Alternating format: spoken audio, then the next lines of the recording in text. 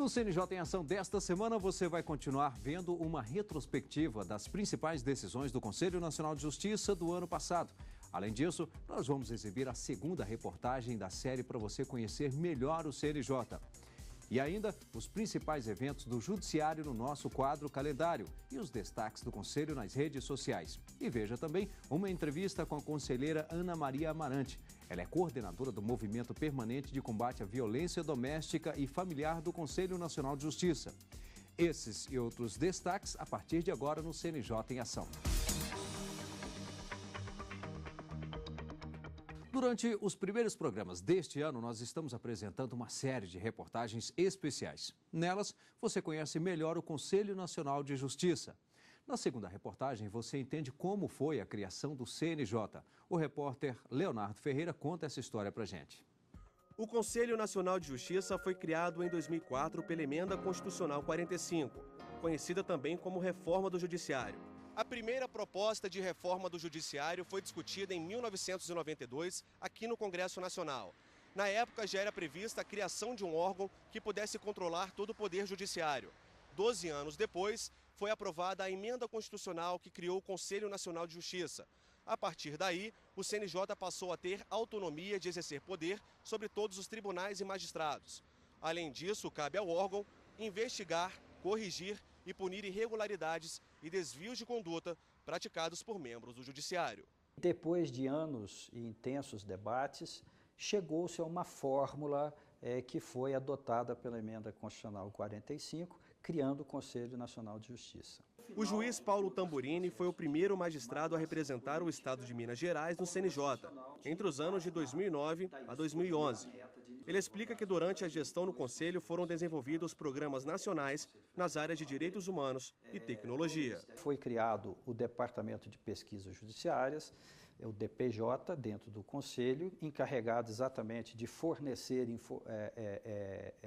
subsídios e informações ao Conselho para traçar-se política pública em relação ao Judiciário, para um tema específico. Depois foi criado o DMF, especificamente para o monitoramento da situação carcerária no Brasil, e aí foram criando-se outros focos e programas de atuação do Conselho. A nossa equipe também conversou com o ministro Vantuil Abdala. Como presidente do Tribunal Superior do Trabalho, ele foi da primeira composição do Conselho Nacional de Justiça, entre os anos de 2004 a 2005. Ele explica que o órgão foi criado para orientar e dar apoio ao Poder Judiciário, mas no início houve muitas dificuldades. A criação do CNJ quase que sucedeu àquela CPI do Poder Judiciário. Então havia quase que uma sanha no sentido de punir. Então foi criado um órgão com a sociedade esperando que era um órgão não de apoio ao Poder Judiciário, não de garantir a independência do Poder Judiciário, a autonomia do Poder Judiciário, a eficácia, mas um órgão de fiscalização, de punição. O ministro lembra ainda que, na época, os casos mais comuns que eram julgados envolvia nepotismo nos tribunais, quando parentes ou amigos próximos de magistrados são beneficiados em função da proximidade com juízes. Vantuil explica ainda como os processos chegavam ao Conselho Nacional de Justiça para serem julgados. Mesmo com todo o heroísmo desta etapa inicial, já que não havia assessores, não havia gabinetes, não havia apoio nenhum, foi criado e foi instalado com base numa disposição de todos os conselheiros, inclusive com a elaboração dos estatutos que ia reger a vida do órgão, né, naquela fase inicial. Quase 10 anos depois, o trabalho do Conselho Nacional de Justiça só se fortaleceu.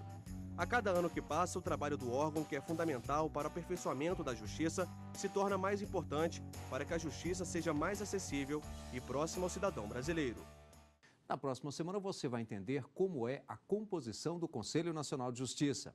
Agora, no início de 2014, estamos apresentando uma retrospectiva com as principais decisões do Conselho Nacional de Justiça do ano passado. Veja agora outros destaques.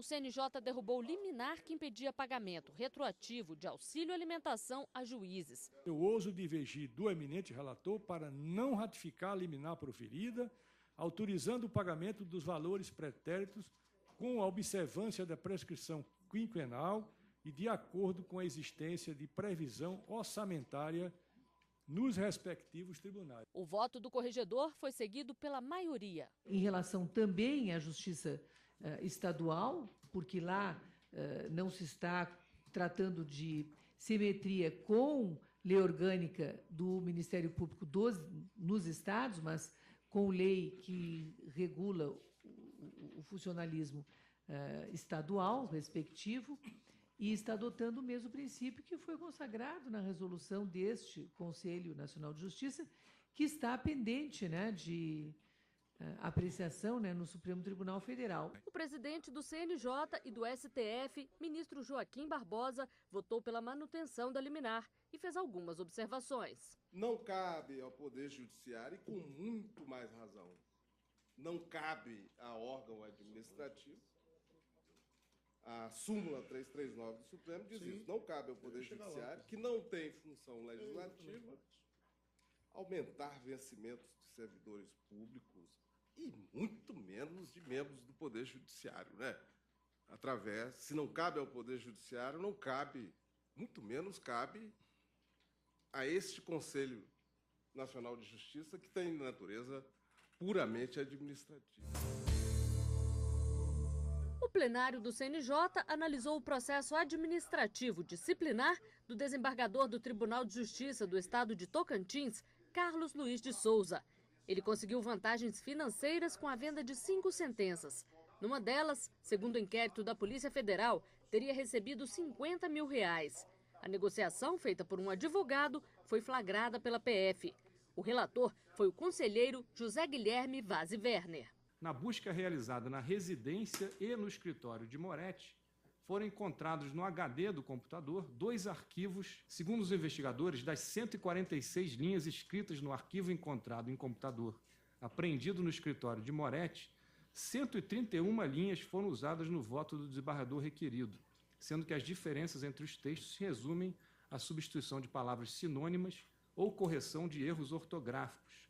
E a Polícia Federal registrou, por meio de filmagem, também um encontro de Germiro Moretti com o requerido na residência do desembargador no dia 10/7 de 2007. Vale mencionar que em seu depoimento perante a Polícia Federal, após ser divulgado o áudio de conversa telefônica sua com Kiko, Moretti reconheceu que houve pagamento aos desembargadores Liberato Pova e Carlos Souza pela decisão favorável no agravo do instrumento 6719. Estou convencido de que há provas suficientes demonstrando que o magistrado requerido recebeu vantagem indevida ou pelo menos a solicitou em troca do voto que proferiu no caso e que a sua defesa não foi suficiente para afastar as provas trazidas aos autos. Nos outros 4 processos, o magistrado teve conduta irregular no pagamento de precatórios. No mínimo, houve negligência de sua parte ao determinar a liberação de vultosas quantias sem observar a ordem cronológica dos precatórios. Então, assim como se deu no caso do agravo de instrumento, diante de todos os elementos escolhidos nestes autos e acima indicados, estou convencido plenamente de que a atuação do requerido nos 4 precatórios citados se deu em troca de vantagem financeira coberta por parte do valor do deságio referido. Então, decisão unânime pela aposentadoria compulsória do desembargador do Tribunal de Justiça do Tocantins.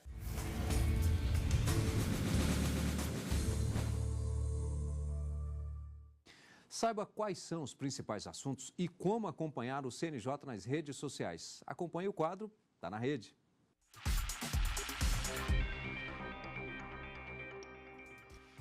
O destaque do primeiro Tá na Rede do ano é a súmula 81 do Tribunal Superior do Trabalho.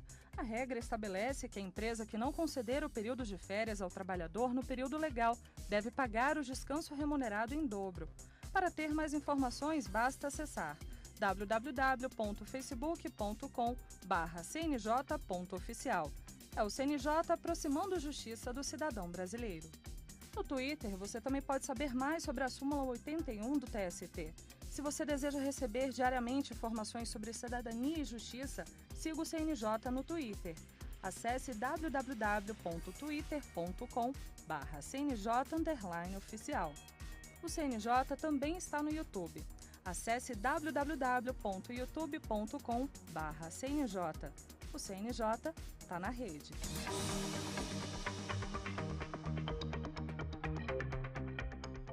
Chegou a hora de conferir os próximos eventos que vão marcar o Judiciário. É o nosso calendário. No dia 11 de fevereiro será realizada a sessão de número 182 do Conselho Nacional de Justiça, a primeira de 2014. O CNJ se reúne no plenário do Conselho na sede do Supremo Tribunal Federal, em Brasília, às 9 horas da manhã. O CNJ vai realizar a primeira audiência pública da história do órgão. Vão ser debatidos temas como a eficiência da justiça de primeiro grau, extinção ou redução da competência delegada, desjudicialização da execução fiscal e composição da justiça eleitoral. A audiência pública será dividida em 2 blocos que serão realizados nos dias 17 e 18 de fevereiro. O primeiro bloco será destinado à discussão sobre a eficiência na justiça de primeiro grau. O segundo será dedicado ao debate sobre extinção ou redução na competência delegada, desjudicialização da execução fiscal e composição da justiça eleitoral. Poderão participar do debate órgãos públicos, autoridades, entidades da sociedade civil e especialistas.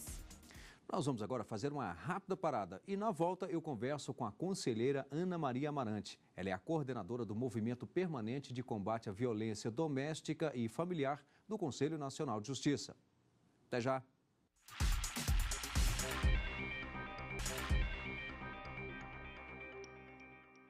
O CNJ em Ação está de volta com o quadro Bastidores. O programa de hoje recebe a conselheira Ana Maria Amarante. Ela também é desembargadora do Tribunal de Justiça do Distrito Federal e Territórios e é a coordenadora do Movimento Permanente de Combate à Violência Doméstica e Familiar do Conselho Nacional de Justiça. Desembargadora e conselheira, muito obrigado pela presença aqui no CNJ em Ação. Bom, nós vamos falar do movimento de combate à violência doméstica, movimento permanente, a senhora que é coordenadora no Conselho Nacional de Justiça. Agora, antes de entrarmos justamente nos programas, eu gostaria que o senhor dissesse em que casos o juiz ou quem quer que seja, pode aplicar essa determinação de que a mulher entre, então, nessas medidas protetivas. E quais são essas medidas? É um prazer, Max, estar aqui com vocês e aproveitar essa oportunidade para divulgar um pouco mais os nossos trabalhos no âmbito do CNJ para aperfeiçoar toda essa sistemática aí de proteção à mulher.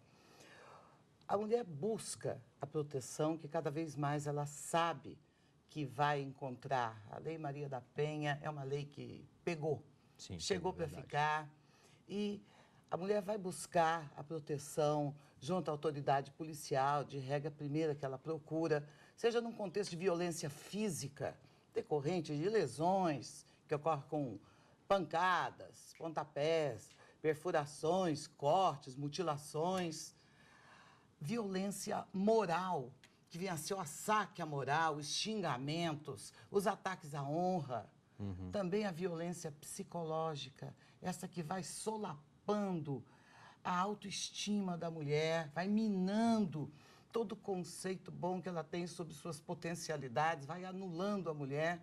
Igualmente, a violência patrimonial, que vem a ser dano mesmo ao patrimônio da mulher, aos seus instrumentos de trabalho.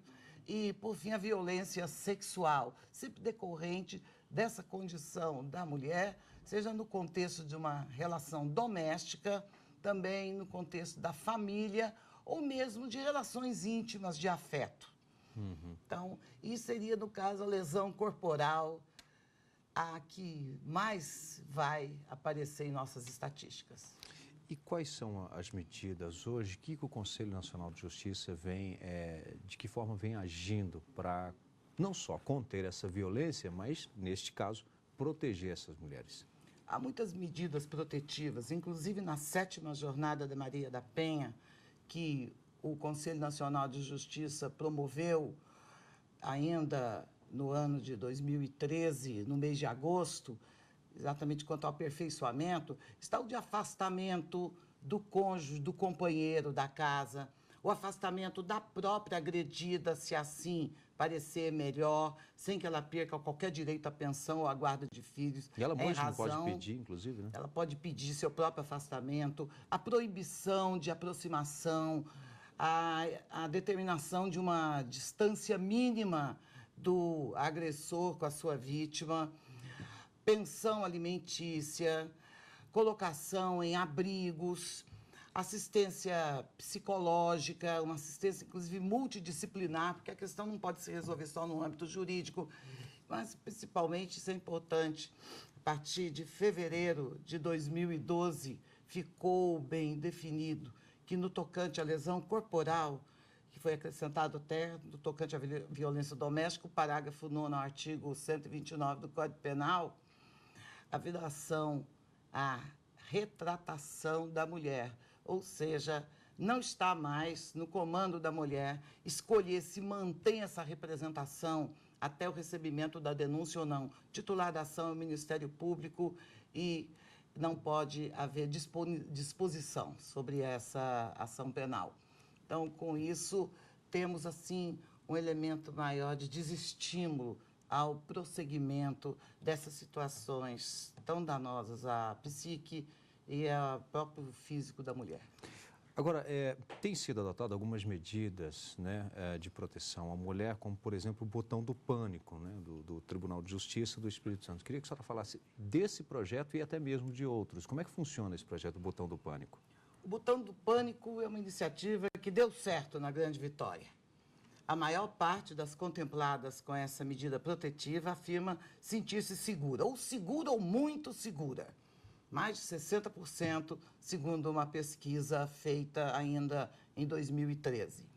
O botão do pânico vai permitir que a mulher acione, ao ver a aproximação do seu pretenso ou suposto agressor, acione o botão, que vai, então, repercutir numa central. Com isso, há viaturas, umas 3 ou 4, já destinadas especificamente à patrulha da mulher, que já tem a localização exata dela e chega ao local... Funciona como um GPS. Como um GPS, exatamente. Chega ao local num tempo médio de 6 a 7 minutos, entre 4 e até 9 minutos, em algumas situações já se registraram, certo? Esses lapsos temporais que não são considerados muitos. Chegando ao local, já dispõe a equipe que vai atender essa situação de emergência de uma fotografia da contemplada pela medida e do seu suposto ou pretenso agressor. Então, já chega ao local em condições de adoção imediata de providências. Com isso, então, se amplia esse espectro de proteção à mulher. Não há dúvida de que trouxe maior segurança. Agora, nós temos uma iniciativa parecida em Belo Horizonte com aquelas tornozeleiras. A tornozeleira vai mostrar a aproximação do agressor da protegida e ela dispõe de um visor que já lhe indica, a partir do local em que se encontra, uma rota de fuga, a rota mais segura de fuga. Então, ela já se retira da cena onde poderia acontecer uma agressão. Então, ela é que tem essa tornozeleira ou não, o seu suposto agressor? O suposto agressor tem a tornozeleira, mas ela tem também um equipamento. E, recentemente, até curiosamente, que consegue monitorar uma proximidade dos dois que fez com que se acionassem os mecanismos de proteção, mas eles tinham mesmo se reconciliado. E aí, então, se desfez o mal-entendido. Certo? Prejudica um pouco aí a privacidade de eventuais reaproximações. E tem algum... Um desses projetos, um desses equipamentos, ele acaba gravando, inclusive, a conversa, né? O som ambiente, capta o som ambiente. É o botão do pânico. É o do que daí permite uma prova maior do contexto em que se deu essa aproximação, que muitas vezes o agressor nega que tivesse se aproximado com o intuito agressivo, aí com a gravação ele se depara então com a realidade. Ali está a voz dele, as ameaças feitas. Ou não, então, né? Ou serve, não. Inclusive, para protegê-lo, então, também né? serve para proteger, tá aí tem esse contexto também garantista. Não há dúvida de que vai permitir que se reproduza a real situação. Mas quando ele se aproxima da mulher, já tendo a determinação de guardar uma distância mínima de segurança, então ele já está arriscando bastante uma resposta pronta do Estado. Agora, conselheira, de forma geral, estamos bem avançados nesse sistema de proteção à mulher ou ainda falta um pouco mais? A senhora citou agora há pouco, por exemplo, que é uma questão interdisciplinar. Não basta apenas o judiciário tomar conta, né? Nossa lei Maria da Penha, ela foi considerada uma das 3 melhores do mundo pela ONU, certo? Na altura de 2008, foi considerada uma das melhores. Temos todo um instrumental que tratamos de implementar. O CNJ, por exemplo, com a recomendação número 9, já determinou que se instalem os juizados especiais de violência doméstica. Aqui no Distrito Federal, inclusive, essa recomendação foi seguida na maior medida possível. Estamos com 12 juizados. Belo Horizonte tem 3. Quer dizer, em Minas Gerais só se constatam esses 3 de Belo Horizonte e com cerca de 45 mil processos os 3, o que quase que inviabiliza um funcionamento a contento. Precisamos atentar para isso. Há cerca de 70 instalados no país. Considerando que uma lei que entrou em vigor em meados de 2006, final de 2006, ainda estamos buscando cada vez mais o aperfeiçoamento. O Conselho Nacional de Justiça realiza anualmente jornadas. Em 2013 foi realizada a 7ª jornada. E na altura da 3ª, os juízes que titularizam o juizado de violência doméstica, eles então fundaram o FONAVID, um Fórum Nacional dos Juízes da Violência Doméstica, para trocar experiências, uniformizar procedimentos, divulgar melhores práticas. Então, nós estamos no caminho, cada vez ampliando mais a proteção, cada vez mais o público feminino sabe que vai contar com essa resposta do Estado, porque há leis que realmente trazem esse poder de mudar a face da sociedade. Outras nem tanto, sabemos disso, mas a Lei Maria da Penha é uma das que nós colocamos no rol das que funcionaram. Estamos no caminho, é claro que com poucos anos ainda de implementação de todo o seu instrumental, ainda há muito que ser feito. É através de uma campanha educativa, começando nas escolas, que vamos conseguir implementar essa mudança de atitude, porque é bom lembrar, a família é a célula máter da sociedade. A violência no seio familiar vai se projetar em uma das maiores causas da violência no mundo de hoje. Então, vamos atacar a raiz do problema e, principalmente, proteger a parte fraca, que é a mulher. E eu tive aqui a satisfação de conversar com a conselheira do Conselho Nacional de Justiça, Ana Maria Amarante. Ela que também é desembargadora do Tribunal de Justiça do Distrito Federal e Territórios e é coordenadora do Movimento Permanente de Combate à Violência Doméstica do CNJ. Desembargadora, conselheira, muito obrigado pela presença aqui no nosso programa. Eu que agradeço a oportunidade, Rimac, de divulgar os trabalhos nossos. Muito obrigado. Nós vamos agora conferir mais uma notícia de destaque do Conselho Nacional de Justiça. A cartografia retrata a experiência já aplicada em alguns estados do país. As salas de depoimento especial colhem informações de forma lúdica de crianças e adolescentes, autoras, vítimas ou testemunhas de crimes. Durante o depoimento, tudo é gravado. São ouvidas por equipes multidisciplinares, psicólogos, assistentes sociais, de modo a que elas sejam ouvidas de uma forma mais simples. Em seguida, o CNJ abriu o primeiro curso presencial para formar servidores do Judiciário. Os 50 inscritos serão treinados para serem entrevistadores nos seus estados. Com isso, o CNJ pretende multiplicar essa prática para todo o país. E o CNJ em Ação termina aqui. Temos um encontro marcado no próximo programa. Até lá!